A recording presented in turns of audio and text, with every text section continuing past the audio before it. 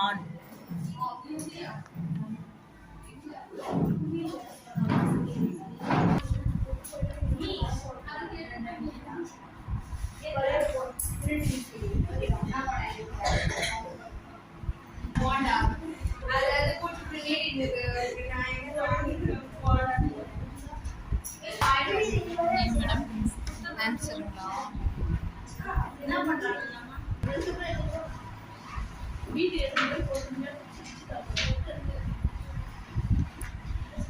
அவங்களுக்கு அந்த கஷ்டப்பட்டு அப்படின்னு சொல்றேன். கதை கதையா அது எங்க டீச்சர் எப்படியா அது சொன்னாங்க முடிவு பண்ணிச்சு.